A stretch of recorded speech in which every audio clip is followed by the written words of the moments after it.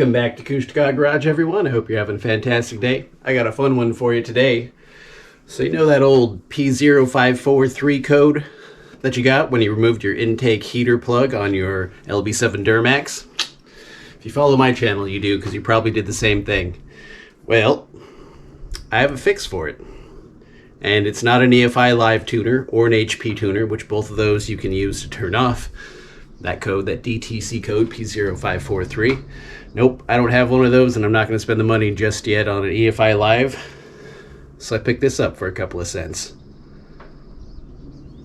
I'll explain that here in just a second, but first let's make sure I still have a P0543 code so it's not all for nothing.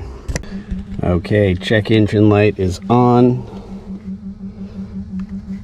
And our code says P0543, which is a break in the circuit or some issue with your intake heater plug. Now, let me go show you why that's a thing. Why it's popping your check engine light. Okay, so here's the engine bay of Pig, the Alaskan Overland rig. Pig's a 2001 LB7 Duramax GMC Sierra 3500 crew cab long bed dually with a freshly rebuilt 1982 Paris Valley camper on it. What we're interested in here is the intake heater plug that I removed. So here's the electrical connection. This plugged right into the heater plug that used to go there. And that heater plug, what it does is it helps lower emissions and help you with startups, especially in cold weather, which would make sense since I live in Alaska that I'd keep it, but I did not. And so what it does is it heats up the air before it sends it into the rest of your engine to help your fuel combust and to help it warm up. Because this is a diesel engine, it needs heat to combust. And diesel engines create that heat through extreme compression, through fuel heaters like this one, or the one that's in that filter head, as well as the heater that I have plugged into my fast lift pump. And it does it through, it also heats up your fuel initially in your cylinders and through your glow plugs, and then lastly it does it through the intake heater plug. But it does take up a lot of space, and if I'm crafty enough, I'll show you a picture in post edit of what it looks like. It takes up a lot of space inside of your small Y pipe, and all your aftermarket Y pipes are not going to have a place for that anyways. So if you have an aftermarket Y pipe, you're going to have this issue. If you removed that intake heater plug, you're going to have that issue. So I removed mine, picked up some more airflow, picked up some seat of the pants horsepower, and it does perform nice, and it does sound nice, and it was noticeable for me. So now I have this code that always pops. And what is happening is the sensor, the ECM, is sensing that there's no resistance to this wire, and with no resistance to the computer, it means that there's something wrong with that heater plug. So all we have to do is create some resistance, and this is a live wire, that's why it's taped up. So I'm going to go ahead and connect these two right here, and then I'm just gonna mount this right there on that ground, just like so. And so in the morning, when the engine's cold and the computer wants to turn on the turn on the heater plug, it'll instead turn on this light bulb, sense that resistance, and not throw a code. So I'm going to go ahead and wire this up. I'll leave a link down in the description. I got both of this, or I got this on Amazon, a little pack of it for a couple of bucks. You can probably find them in singles as well. Really cheap, easy. You might even have it laying around in your garage, or you can pick it up at a hardware store. But either way, I'm going to put the link down in the subscription, or at the description, so that you can go ahead and find this yourself if you find yourself in a predicament and you want to do the same thing. Alright, for my connection, I don't think I'm going to do anything too crazy. I am probably going to use a little bit of electrical tape to secure it, and I have some shrink wrap here, and I'll just give it a little bit of heat to secure it, and then I'll just mount it. This is a 10 millimeter.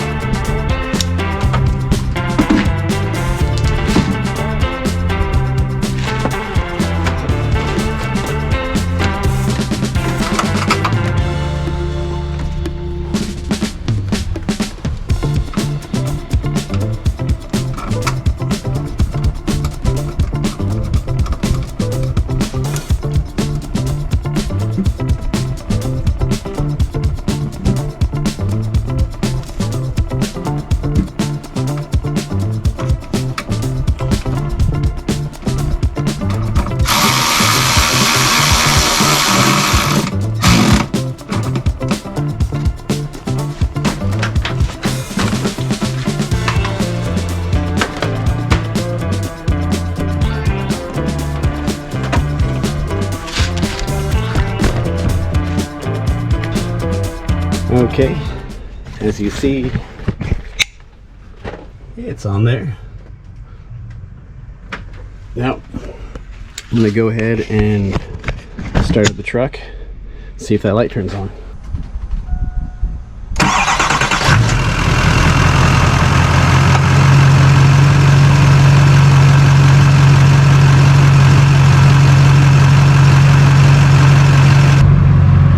Okay, that light did not turn on, I don't think, but that might be because it's really warm outside right now, and I just drove it around the block, so the engine might not be cold enough. So we'll do a cold start tomorrow, so we'll pick that up tomorrow. But in the meantime, what I'm going to do is go ahead and erase the code. Go ahead and rescan.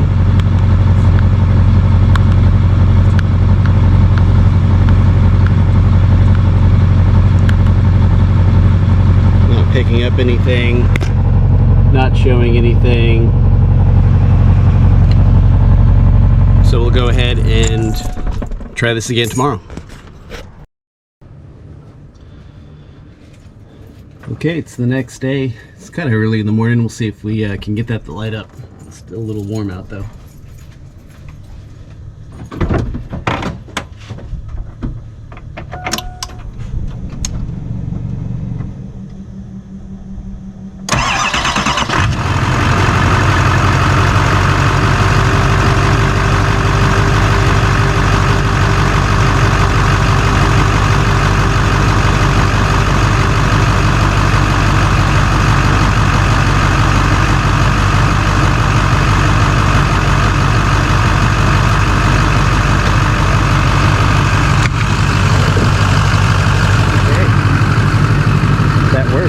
See if it triggered the engine code or not.